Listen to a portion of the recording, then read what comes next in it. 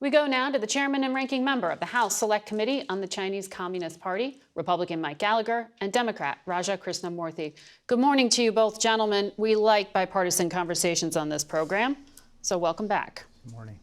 Thank you. Great to be here. I want to put it to you both then. Can you work together to pass this, $4 billion President Biden is asking for Taiwan and Asian allies before the end of the year? Congressman Gallaher, Republicans are in control, so I'll go to you first. I think we can, and I want to salute the ranking member for his leadership in setting the serious tone that our committee has been operating under. The rest of Congress has been descending into what looks like a high school reality TV program, but we've been able to work together, and so that gives me a lot of optimism, particularly in light of the growing threat to Taiwan. One thing that went almost unreported amidst Biden and Xi's summit is that Xi tripled down on his threats to Taiwan. He reportedly said to the president in their meeting that peace and stability in the region are less important than solving the Taiwan question. The CCP's official statement afterwards said that we need to stop arming Taiwan and support their reunification efforts. So all of this should remind us that no amount of relentless diplomacy will make a difference if we don't fix the fundamental problem, which is that the balance of hard power across the Strait and throughout the Indo-Pacific region is eroding, and with it, the risk of war is increasing, which is why we need to act before it's too late. Congressman Krishnamoorthi, you're confident before the end of 2023 this is going to pass? We have no choice. We have to pass this. The president is absolutely correct to ask for this funding, not only for Taiwan, but for Ukraine, as well as Israel and other priorities. They're all inextricably linked. We have to make sure that we send the right message to Xi Jinping. Now, a recent survey showed that a majority of voters believe that a war is possible in the next 10 years. And they're very concerned about it. 3/4 of Democrats and Republicans want us to prevent war. And the best way to do that is to make sure that we deter aggression by equipping Taiwan with what it needs to prevent aggression, but also to tone down the rhetoric and make sure that we have diplomacy with the highest levels of the CCP. Tone down the rhetoric in an election year, no less. Congressman Gallaher, I read that you want to subpoena potentially the main sponsors of a dinner that Xi Jinping attended with some of the biggest CEOs in the United States, CEOs from Blackstone, KKR, Pfizer, Boeing, FedEx, Apple, BlackRock. What do you seek to achieve there? Don't you know the names of everyone who bought tickets? Well, I never mentioned a subpoena, so I don't know where that report is coming from. I'll comment broadly on the dinner, which I thought was disgusting. Well, Bloomberg got it wrong in this case. $40,000 to eat coffee-rubbed flank steak and sip cake bread Sauvignon Blanc with Xi Jinping.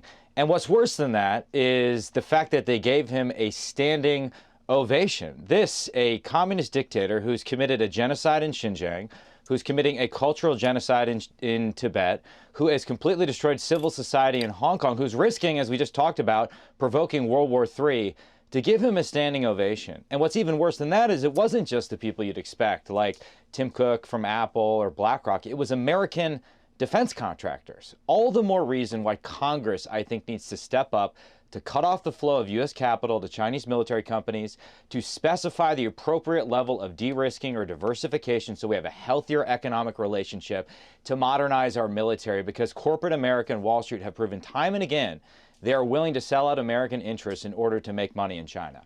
But the two economies are so incredibly intertwined. I mean, the very fact that Rahm Emanuel, the president's ambassador to Japan, said these CEOs literally have their R&D, their intellectual property stolen from them, and they gave Xi Jinping a standing ovation.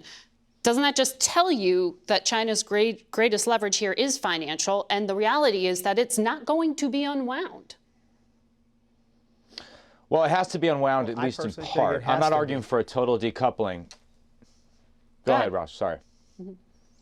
No, I was just saying that I think that even without any U.S. government action, I'm heartened that a lot of companies in the private sector are de-risking, are reducing their exposure in China.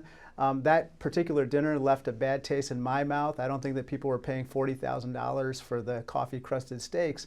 They were paying for access. I hope that they also brought up some of our concerns with regard to economic aggression that the CCP is routinely practicing against American entities. For our part on the Select Committee, I want to just say I'm very glad to be working with Mike on ways to work with the Biden administration to reduce our investments in entities in China that are fueling the PLA's military modernization and human rights abuses. Thankfully, the Federal Thrift Savings Plan listened to us recently when they decided to remove investments in precisely those entities. So I think what we're doing on the committee is having a difference. Congressman Gallaher and Krishnamoorthi, I want to ask you about what you thought was achieved at the summit, because expectations were set very low, right? Just answering the phone, military to military, and getting China to enforce some of its existing policies to cut down on the flow of fentanyl precursor chemicals. So do you both think this was a success, just to simply have the two leaders face to face? Well, I welcome the establishment of a crisis communication channel in so much as it reduces the risk of miscommunication leading to war. I'm skeptical of the fentanyl agreement, I have to confess, only because we've seen this movie before, but certainly anything to reduce the devastating effects of that fentanyl is causing all across America would be welcome. My concern more broadly, and while I think it's too early to characterize this one way or the other, is that whenever we have summits like this, we tend to pay cash up front, but for the CCP, the check is always in the mail. And as I said before, the most important form of communication is the investments we make in our own hard power posture in the Indo-Pacific. And there we're simply not just moving hard enough. We've had two administrations now of different parties that have failed to implement a deterrence by denial posture in the Pacific. Congressman Krishnamoorthi, was it success? Well, I think it was very promising. I think that the agreement with regard to cooperation on fentanyl is a good first step. I also like the establishment of the military-to-military communications channels. Quite frankly, I like the fact that Xi Jinping was pandering, and he's going to send a few pandas to the United States and increase commercial flights both ways. What I would have liked to see a little more is talk about the human rights abuses and the crackdown on Uyghurs, Tibetans, and dissidents in China. I'm hopeful that we can see more action on that particular score. But look, Margaret, the expectations for this summit were super low. You know, as long as a Chinese spy balloon isn't flying over the U.S. now, following this latest meeting, I think that it's probably going to be viewed as having met expectations and exceeded them, probably. The comments from Xi on the pandas was a little squishy, too. It wasn't a hard commitment that everyone's getting their pandas back here. But Congressman, on the one thing that you have, as I understand it, subpoenaed was in regard to an illegal biolab in California. Your committee took this on. What did you discover, and what's your message to the administration? Well, local officials in Reedley discovered this illegal biolab where there were transgenic mice, there was all sorts of equipment, there were vials containing Ebola, HIV, dangerous pathogens, and when they called the CDC and the FBI, they refused to investigate. The CDC hung up on them in many cases. We also discovered that the owner of the biolab, Jesse Hsu, was a fugitive. He was here illegally. He was fleeing a $330 million IP judgment against him, and he was receiving all sorts of unexplained wire transfers to the total of $2 million from China. He was a Chinese national. Bottom line is we just don't have appropriate tripwires in place. You can buy some of this stuff illegally online. We need to have a more robust defense in depth for biolabs like this. We can't allow this to happen again, and we need to support local officials, not hang up on them when they call the federal government. Understood. More to talk about with you both. Thank you for your time today. We're going to have to leave it there.